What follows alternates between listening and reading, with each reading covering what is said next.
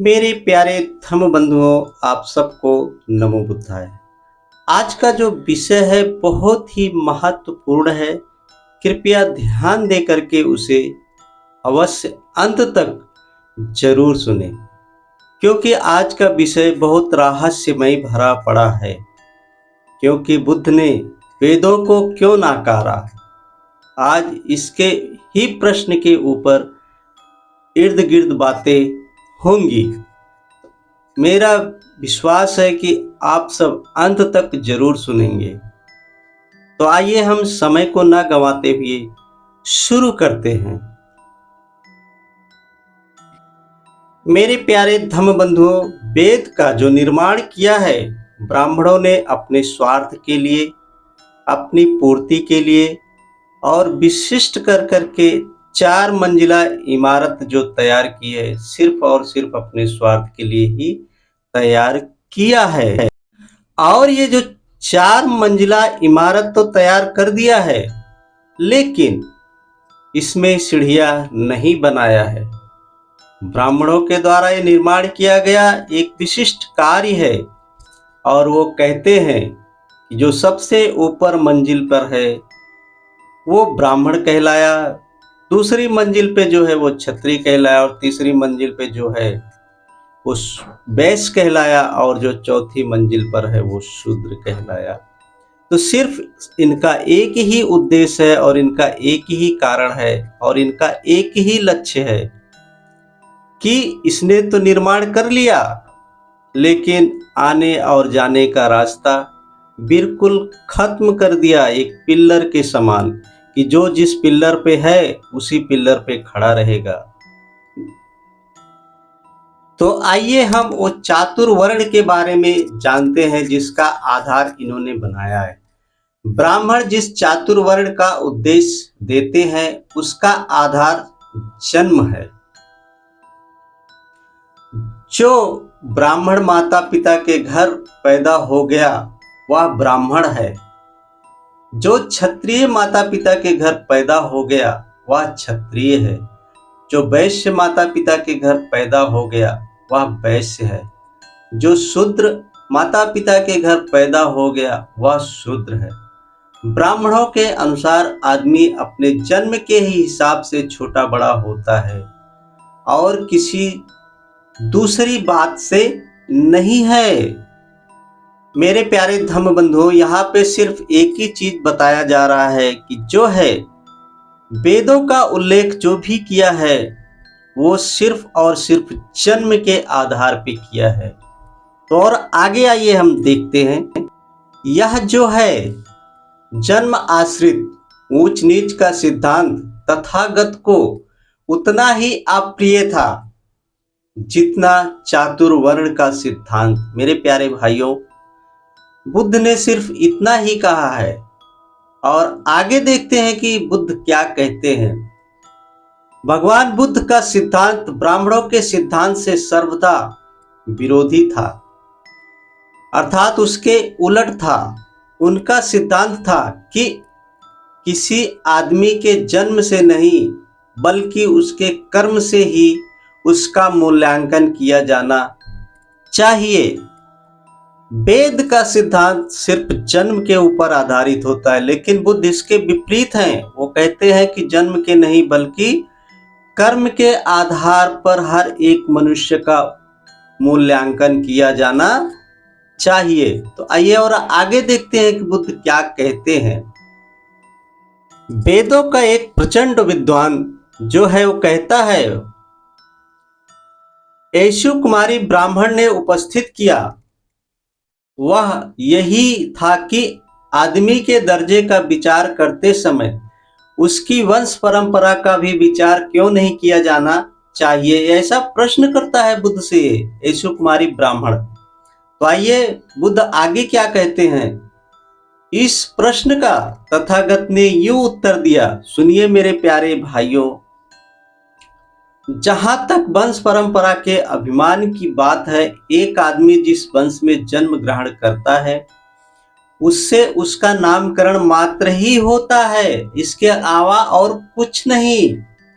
कि एक क्षत्रिय वंश में पैदा हुआ है यह ब्राह्मण वंश में पैदा हुआ है, यह वैश्य वंश में पैदा हुआ है, यह शूद्र वंश में पैदा हुआ। जैसे जिस प्रकार के ईंधन से आग उत्पन्न होती है उससे उसका नामकरण हो जाता है। यह लकड़ी की आग है, यह चैली की आग। यहाँ पे बुद्ध एक उदाहरण दे रहे हैं। यह चैली की आग है, यह लकड़ी की गांठ की आग है और यह गोबर की आग है। इस प्रकार आदमी के लिए सधम ही उसका वास्तविक धन है। जन्म से तो आदमी की 4 वर्णों में से किसी न किसी एक वर्ण में गिनती मात्र होती है, इसके अलावा और कुछ भी नहीं है। और आगे देखिए बुद्ध क्या कहते हैं। बुद्ध आगे विश्लेषण करते हैं और कहते हैं, न वंश परंपरा से, न अच्छी शक्ल होने से और न धन होने से कोई आदमी अच्छा या बुरा होता है।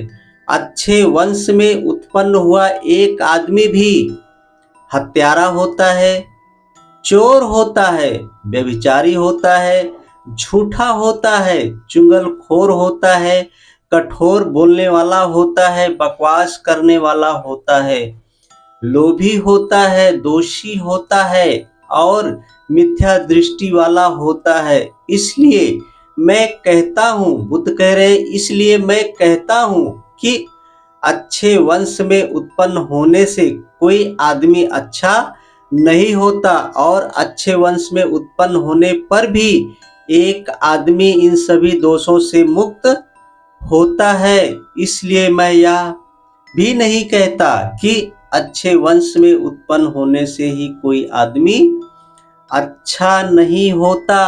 देखिए बुद्ध ने इन सब की पूरी व्याख्या की है कि अच्छे परिवार में भी बुरा व्यक्ति हो सकता है और बुरे परिवार में भी पैदा हुआ व्यक्ति बहुत अच्छा हो सकता है। वेद ही नहीं, इनके तो सभी ग्रंथों को यदि उठाकर देख लिया जाए तो सब में ऊंच और नीच, छुआछूत, इनके सभी ग्रंथ, ब्राह्मणों के सभी ग्रंथ में छुआछूत, भेदभाव, ऊंच नीच का ही मिश्रण किया गया। यहां तक कि 15वीं सदी में रामायण काव्य में तुलसीदास लिखते हैं और कहते हैं, पूजहि विप्र सकल गुणहीना, शूद्र न पूजहि वेद प्रवीणा। मेरे प्यारे धम्म बंधुओं, यहाँ पे तुलसीदास जी कहते हैं कि यदि ब्राह्मण सभी गुणों से हीन है, कितना भी दुराचारी है, व्यभिचारी है, कितना भी लूटपाट करने वाला है, फिर भी वो पूजनीय ही कहा जाएगा और पूजनीय है। लेकिन शूद्र यदि पूरे वेदों का सब कुछ गुण उसके अंदर भरे पड़े हैं तो भी एक शूद्र विद्वान वो पूजनीय नहीं होता है। ऐसा इनका जो है धर्म ग्रंथ कहता है। महाभारत में भी इसी कारण से एकलव्य का अंगूठा काट दिया जाता है, क्योंकि वो शूद्र था। क्योंकि इनको ये पता नहीं था कि जिस दिन इनको पढ़ने लिखने का अधिकार हो जाएगा, यही धर्म ग्रंथ इनके गले की हड्डी बन जाएंगे। यदि आज भी ये नहीं संभले या नहीं सुधरे तो आने वाली पीढ़ियां इनको कभी माफ नहीं करेंगी और ये अपने, इनकी खुद की पीढ़ियां इनके ही पूर्वजों को कोसेंगी। मेरे प्यारे धम्म बंधुओं, बुद्ध इन्हीं सब बातों को लेकर के वेद को या इनके जितने भी धर्म ग्रंथ हैं उनको नाकार दिया था और अस्वीकार किया था, क्योंकि इनके सभी धर्म ग्रंथों में एक ही चीज परिपूर्ण रूप से है कि वो जन्म से सिद्ध करते हैं कि मैं एक ब्राह्मण हूं। लेकिन बुद्ध इन सब बातों को ना मान करके वो कहते हैं कि ब्राह्मण वही है जो कर्म करे, जो उसके अनुसार चले, सदाचारी बने, अच्छे कर्म करे। इसी के कारण बुद्ध महान बन गए। यह स्पष्ट है कि इस चातुर्वर्ण के सिद्धांत की आत्मा ही असमानता या सामाजिक असमानता की सामाजिक खेद की अनायास ब्राह्मणवाद की उगी हुई उपज ही है। असमानता ब्राह्मणवाद का शास्त्र ही जो है वो समस्त सिद्धांत ही है और इसके अलावा कुछ भी नहीं है। ब्राह्मणों के पूरे शास्त्र सब असमानता पर ही टिके हुए हैं, जिसमें समानता कुछ भी नहीं है। मेरे प्यारे धम्म बंधुओं, मैंने तो संक्षिप्त में बता दिया है और मुझे पूर्ण विश्वास है कि आप सब इसे विस्तार से समझने का प्रयास करेंगे। बस इसी वाणी के साथ दीजिए ब्रजेश गौतम को इजाजत। फिर मिलेंगे किसी और विषय पे। अपने आसपास सफाई बनाए रखें और अपनी सुरक्षा का भी ध्यान रखें, अपने पूरे परिवार का भी ध्यान रखें। नमो बुद्धाय। फिर मिलेंगे बुद्ध की अगली कड़ी में। जय भारत,